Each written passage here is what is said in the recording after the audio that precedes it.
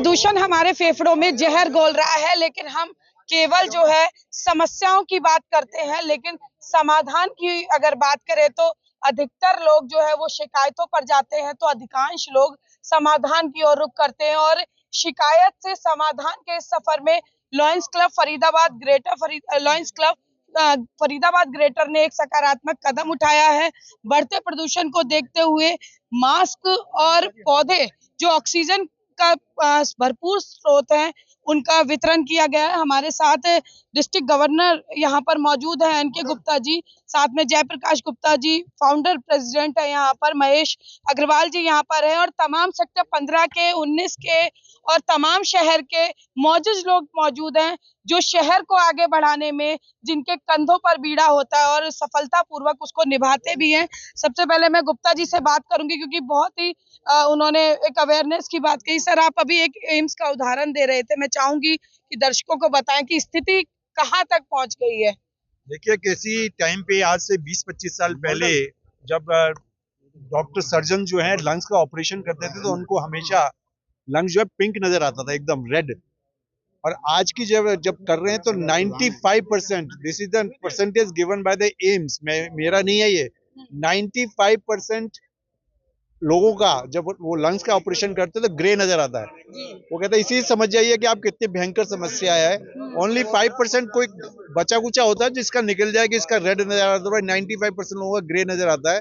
इसका मतलब पॉल्यूशन हमारे पूरे लंग्स में जम चुका है, और जब ऐसा हो चुका है तो हमारी व्यवस्था क्या है, हमारी सेहत कैसी है, ये आप खुद जज कर सकते हैं। इसलिए बहुत जरूरी है हमें, बल्कि सारे काम छोड़ के, मतलब ऑनेस्ट विद यू अगर जीना है तो हमें सारे काम छोड़ के एनवायरनमेंट पे बहुत ज्यादा मेहनत करनी पड़ेगी, अदरवाइज सिचुएशन कुछ और ही हो सकती है। जयप्रकाश जी, वैसे तो प्रदूषण के कई कारक हैं, लेकिन डस्ट पार्टिकल्स जो हैं वो लगातार लोगों की सांसों को कमजोर कर रहे हैं। क्या लगता है सर, अनुभव आपके पास है, क्या क्या चीज ऐसी है जो आपको लगता है बचाव की ओर ले जा सकती है? ऐसा है कि हमारे यहाँ जो डस्ट पार्टिकल हैं बहुत बारीक हैं, और यहाँ ट्रैफिक काफी है। जितना भी ट्रैफिक आता है धूल उड़ती रहती है, और जो बारीक डस्ट जो है वो कलेक्ट नहीं होती। वो हम लोग मॉर्निंग वॉक करते हैं, मॉर्निंग वॉक करने में मेरा अपना तजर्बा है, 15 अक्टूबर से लेके 15 जनवरी तक हमें ये मास्क यूज करना चाहिए। नाक से तो हमारे बाल हैं वो थोड़े से रोक लेते हैं, मुंह से डायरेक्ट डस्ट जाती है, वो हमारे को खांसी, जुकाम, नजला सब चीज बनाती है। मेरा खुद का तजर्बा है, 2-3-4 सालों से मैं लगातार लगा रहा हूँ मास्क, सवेरे लगा के मास्क करता हूँ, तो मेरे को ना तो कोई खांसी आती है, ना किसी तरह का नजला जुकाम किसी तरह का होता है। इसलिए मेरे यहाँ जो थोड़ा सा सीनियर सिटीजन है और ओल्ड एज की तरफ जो जा रहे हैं, 50 से ऊपर के आदमी, वो मास्क जरूर लगाएं। जवान बच्चों में तो अपनी ताकत होती है, लगाना उनको भी चाहिए, पर 50 से ऊपर के युवकों को और सीनियर सिटीजन को मैं यही कहूँगा कि आप उनको एक बार लगा के देखें, आपको 1 हफ्ते में ही आपको इसका फर्क पड़ जाएगा। महेश जी, आज की जो ड्राइव है इसमें कहाँ-कहाँ मास्क वितरित किए जाएंगे, कितने किए जाएंगे, और कैसे इस मुहिम को लॉयंस क्लब फरीदाबाद ग्रेटर आगे बढ़ाएगा? हम पहले तो यहाँ इस पार्क में कर रहे हैं, शुरुआत यहाँ से की है हमने। इसके बाद टाउन पार्क और एनआईटी में भी हम करेंगे वितरण। जहाँ तक हमारी मुहिम है हम ये चालू रहेगी, और मास्क वितरण से हम पॉल्यूशन से फायदा पहुंचाने की पूरी कोशिश करेंगे।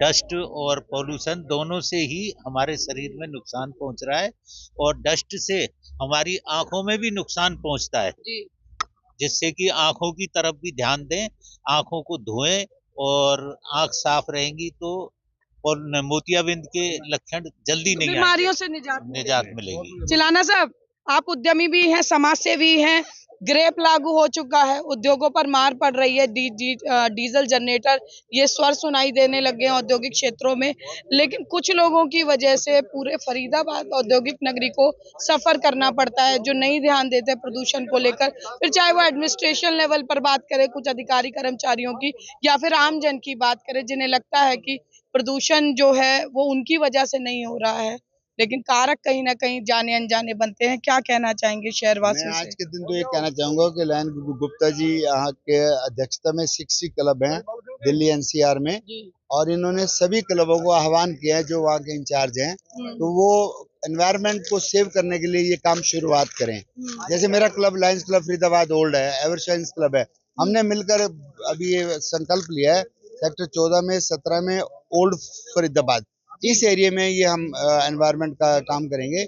मैंने अभी विपुल गोयल जी से कल ही मीटिंग करी थी। मैंने कहा जो एमसीएफ को काम करने चाहिए, जो हुडा को काम करने चाहिए, जो एफएमडीए को काम करने चाहिए, वो वार फुटिंग पे करने चाहिए। अभी तक काफी स्लैकनेस थी सिस्टम में, तो उन्होंने इस बात का वादा किया है। आज वो चंडीगढ़ गए हैं और पूरे हाईएस्ट लेवल पे मीटिंग कर इस पर काम करेंगे।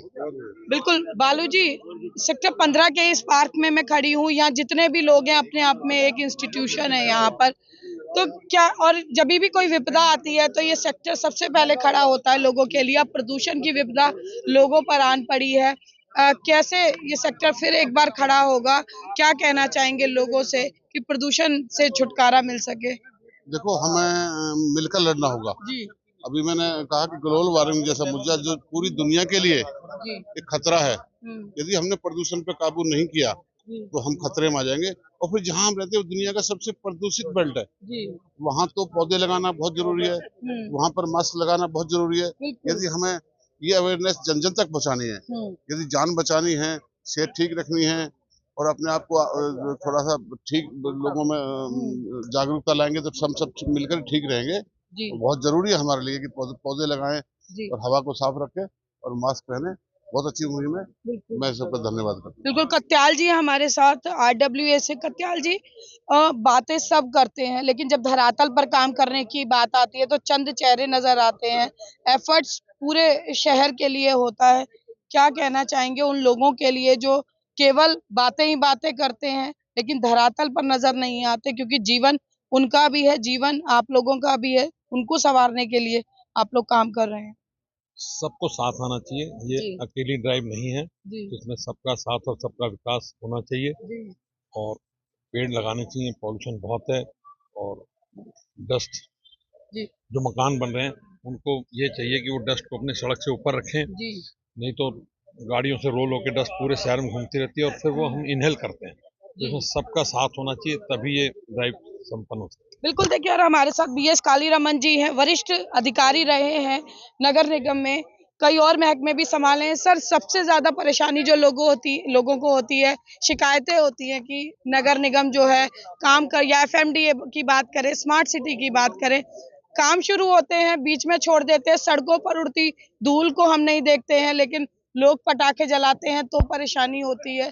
तो ये लोगों के अंदर ये दुविधा होती है कि यदि सभी सामूहिक प्रयास करें तो शायद ये स्थिति पैदा ना हो। अधिकारी रह चुके हैं, चुनौतियां क्या रहती हैं सर, क्या लगता है आपको?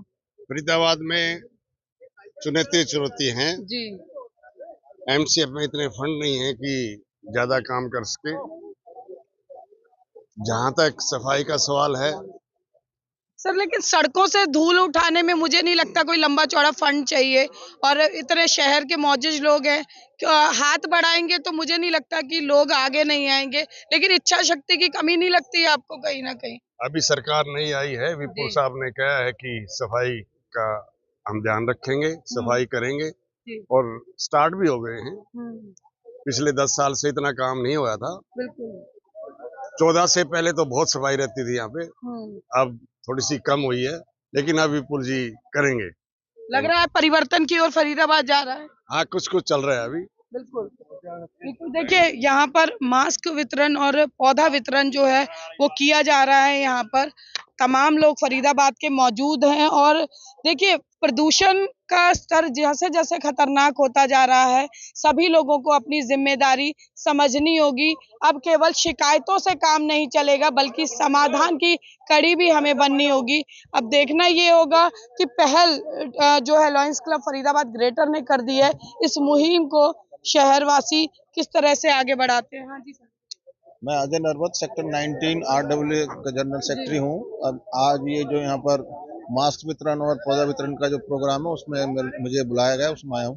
मेरा ये मानना है कि जो सड़कों पर डस्ट पड़ी होती है, वो डस्ट को व्हीकल जैसे चलते हैं तो उसकी वजह से वो उड़ती है, फिर वो ही मेन कारण है, क्योंकि पॉल्यूशन डस्ट का ज्यादा है, स्मोक का कम है। थोड़ा इस मौसम में, सर्दियों के मौसम में क्या ओस पड़ती है तो वातावरण थोड़ा भारी हो जाता है, तो वो चीजें ऊपर नहीं जा पाती, इसलिए वो बार बार व्हीकल की वजह से उड़ती रहती हैं, फिर नीचे आ जाती है। तो चारों तरफ डस्ट पार्टिकल्स पे मेनली काम पार्टिकल पे सरकार और ये प्रशासन ध्यान दे, स्वेपिंग हो सड़कों की ढंग से, तो मुझे लगता है बहुत आराम मिलेगा सभी को।